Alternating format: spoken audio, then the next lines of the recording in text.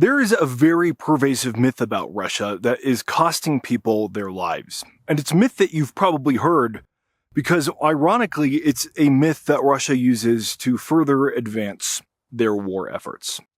And this myth is that Russia is a highly moral society, and that their war in Ukraine is part of a Russian effort to stand up against the decadence and the sinfulness of the West.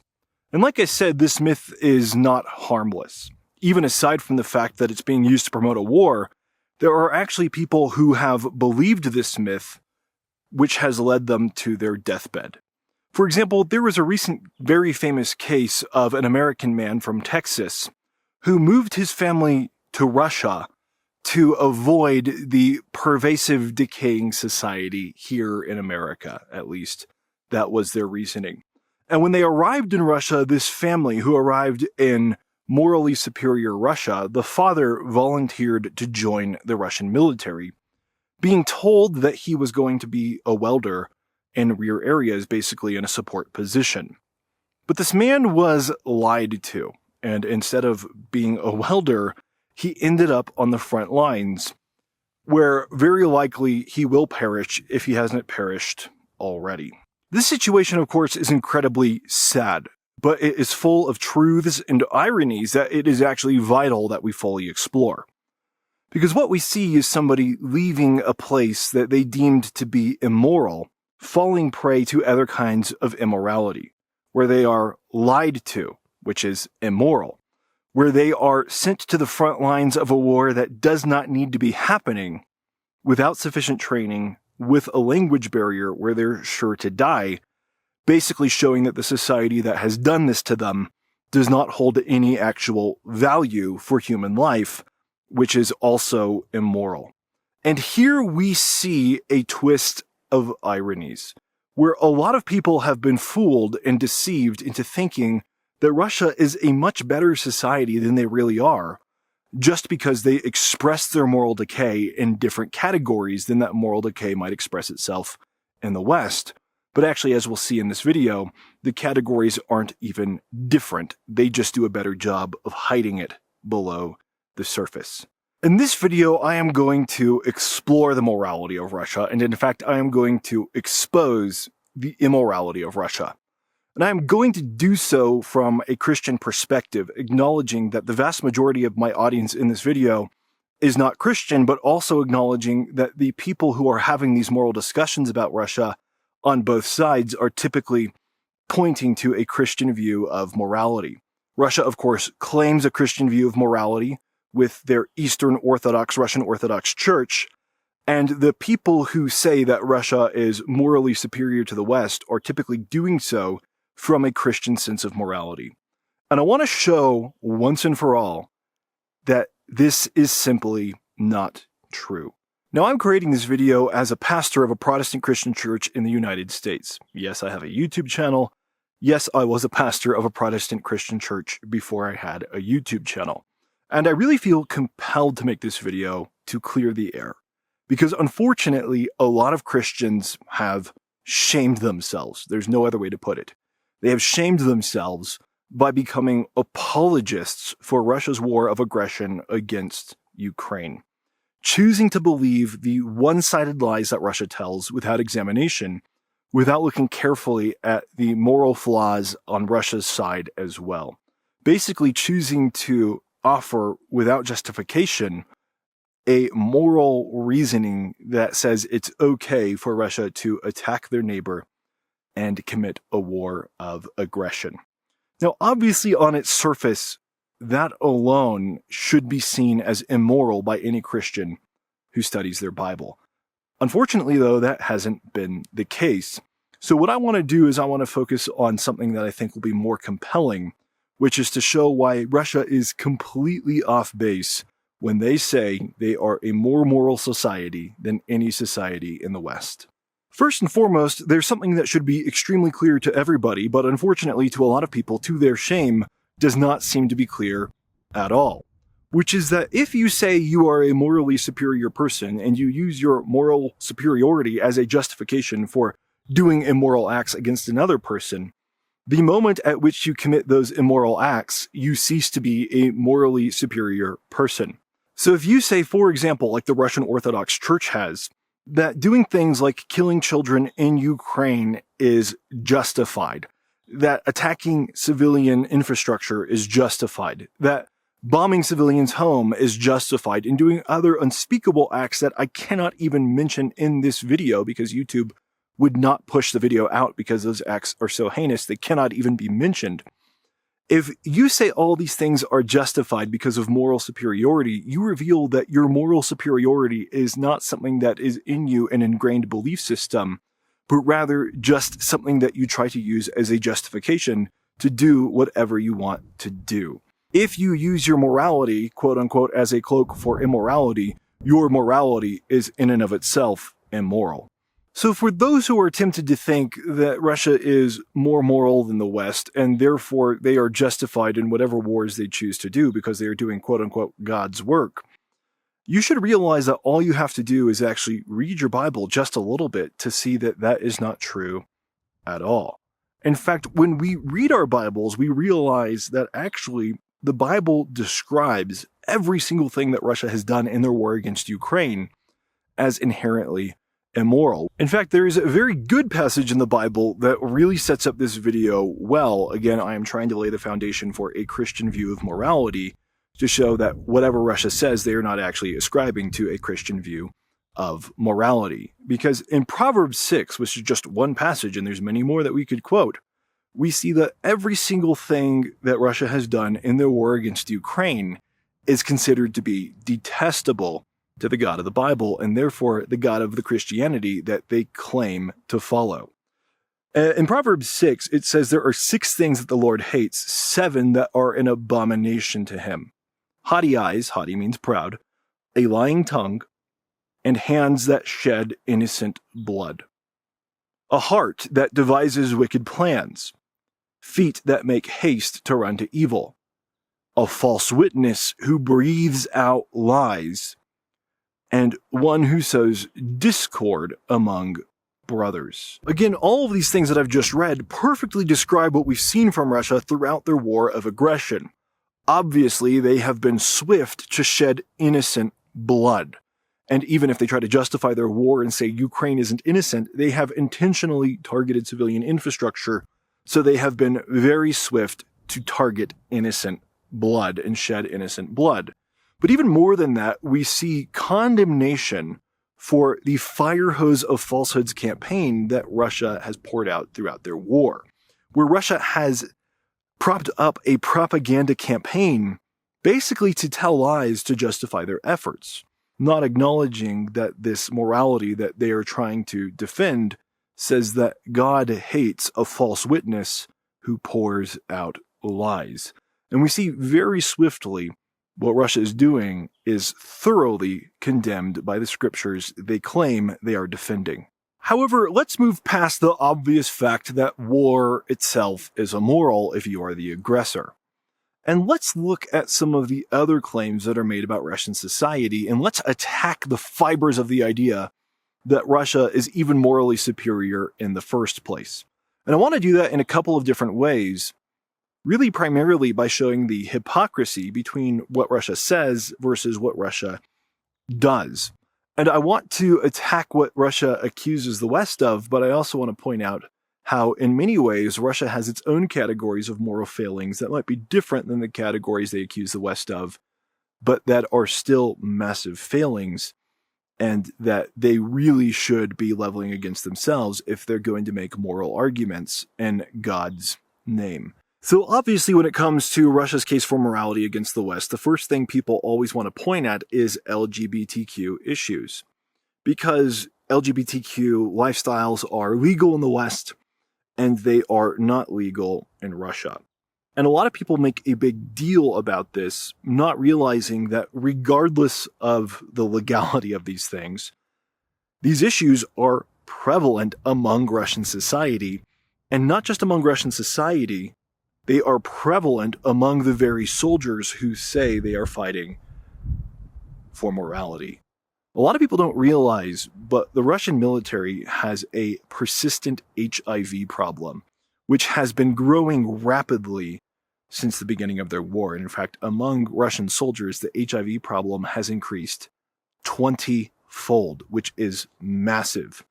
And it is increasing at such a rate that it's obvious that this is not just coming from, for example, treating wounded soldiers and getting things mixed by doing that.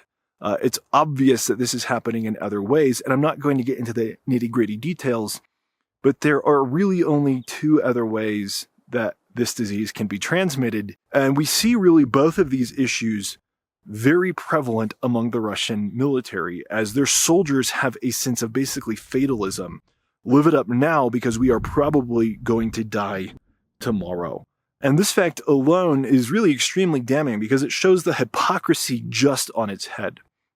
Even more than that, again pointing to HIV in general as an indicator of underlying things that happen to cause that. In Russian society, though they claim that they are morally superior to the West in this way, it turns out when you compare Russia to Ukraine, Russia's problem is many magnitudes worse. When it comes to the documented HIV cases among Russians, despite the fact that their population is only about 3.5 times higher than Ukraine's, their HIV problem in terms of HIV cases is more than 5 times greater than Ukraine's is. So just on its head, we see that while Russia loves to accuse the West of these horrible LGBT issues and these horrible drug issues and all these other things, they actually should probably be pointing that attention at themselves. Now, that aspect of morality aside, another thing that Russia often claims that they are fighting for is traditional family values. The idea that you can have a nuclear family in Russia and that you somehow can't have that in the West. The idea that Russia is supporting the nuclear family and that the West is attacking it. But when it comes to this issue, when we really examine it closely, we realize that Russia still does not have any moral legs to stand on. Because Russia, from a policy perspective in several ways, including the war in Ukraine, has actually directly attacked the family unit in many ways that are far more important and far more impactful than anything the West has ever done to the family unit. First and foremost, we should of course mention the war in Ukraine and maybe go back to that example I told at the beginning of this video and ask ourselves how that particular family unit is doing, where the father was deceived into joining the military, signed a contract because he believed in what the Russian government was doing, and was still sent to the front lines without any training.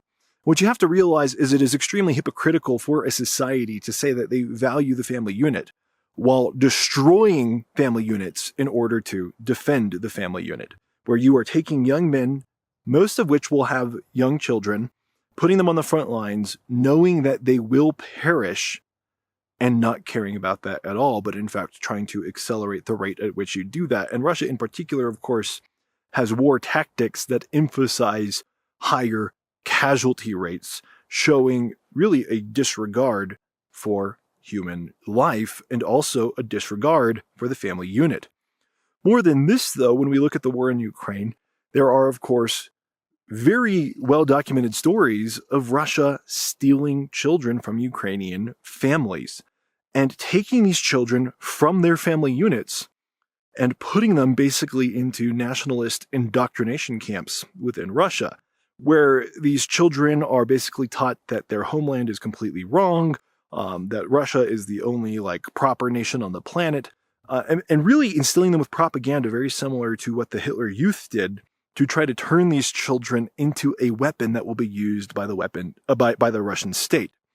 And so when you look at children that are ripped away from family units and literally put into indoctrination camps, separated from their families, you have to ask yourself how anybody could look at that and say that that is good. I mean, people who complain about the family unit being destroyed in the West, typically what they are complaining about are the fact that we have public schools rather than children being educated at home. And I'm not trying to make an argument either way in this video.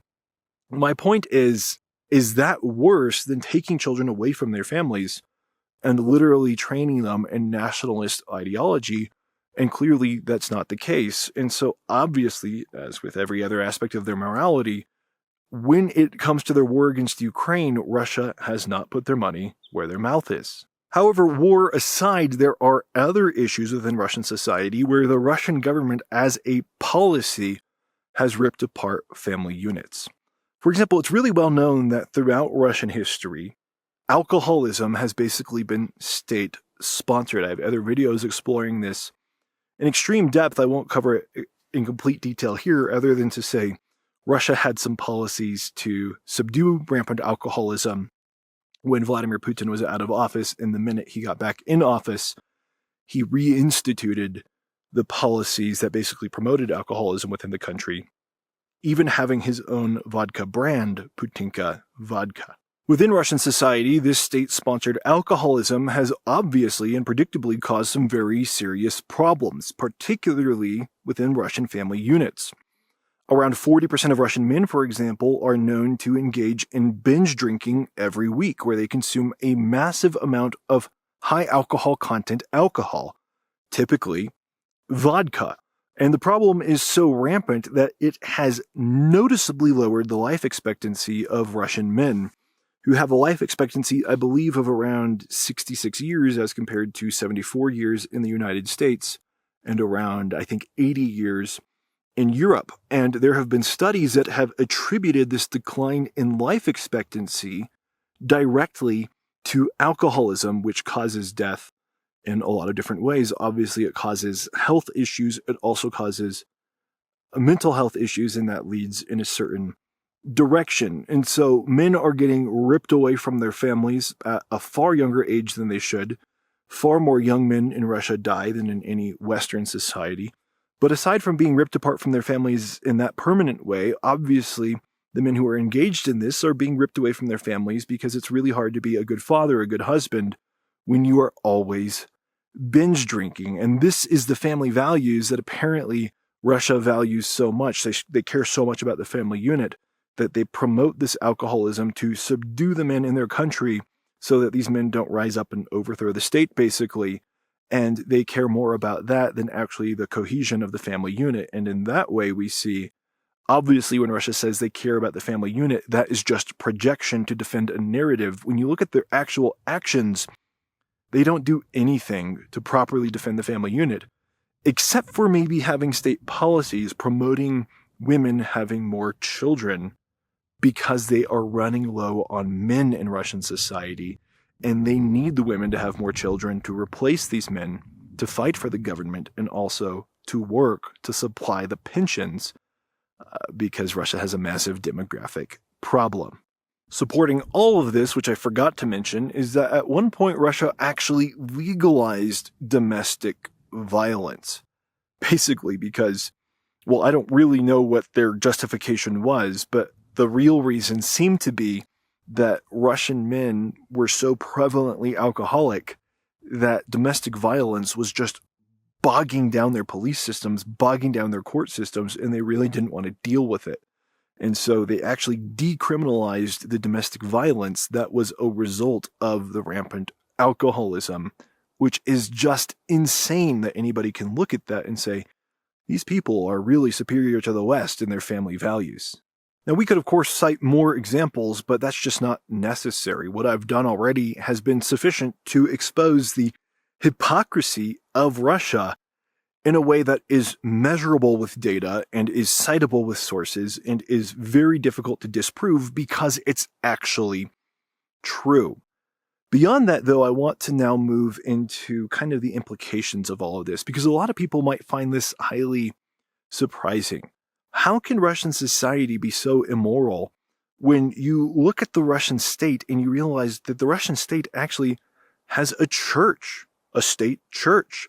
And you look at the leader of Russian society, Vladimir Putin, and there's videos of him doing religious sacraments and trying to uphold the religiosity of the nation. How can these things both be true? How can you have such a religious country that is also so immoral, especially when they say their religion is Christianity, and all of the things that they're immoral in flow directly against what Christianity has always historically taught?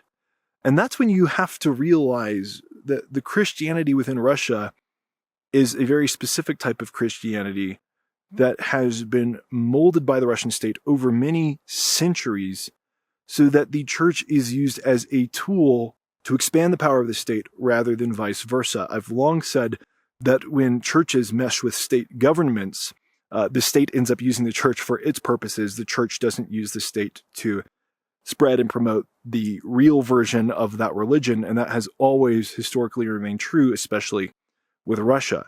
With Russia, they actually used the church around the time of the Russian Empire as part of their justification for expansion.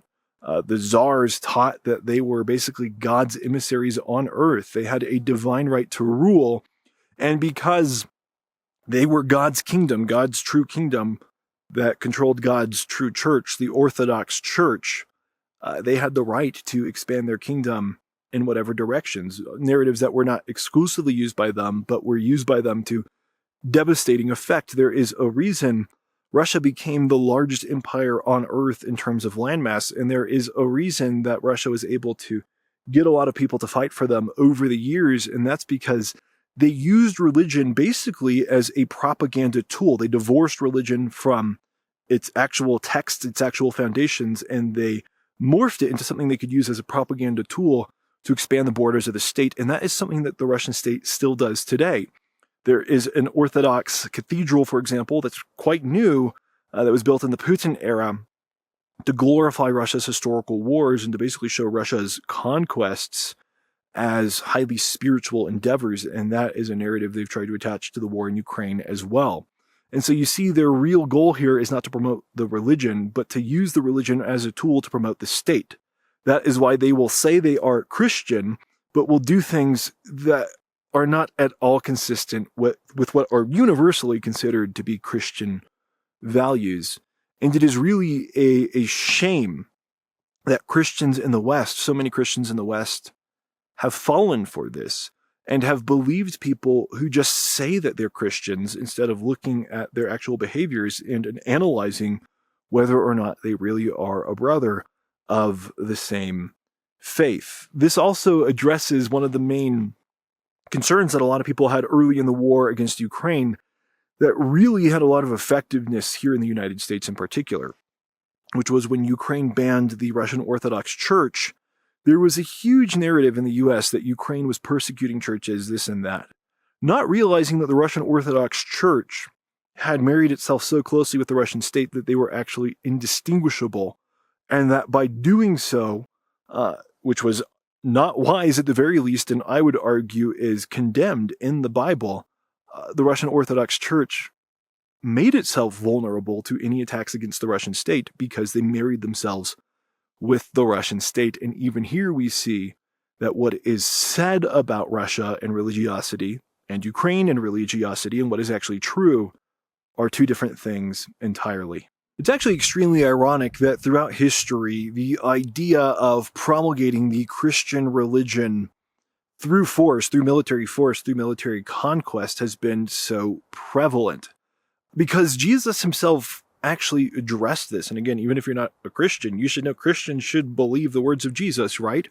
In John 18, when Jesus actually stood before Pontius Pilate, he was being interrogated about his kingdom and where his nation was. And Jesus said, "My kingdom is not of this world. If my kingdom was of this world, my servants would have been fighting for me rather than letting me be handed over to you to be crucified. But my kingdom is not of this world. Therefore, my people do not fight earthly battles to spread my kingdom." And yet, despite these very clear words, so many empires have misused Christianity, basically created a new version of Christianity to spread their own kingdom out of their own greed, out of their own desire. There are other themes that we could explore when we look at Russia's justifications that they've used for their war. They have not only pointed to the moral case, but they have also pointed to ideas of national bitterness and all these grievances against them and how they basically need to take vengeance against the West, who is so decadent. And that's really ironic because that goes contrary to Christian teaching.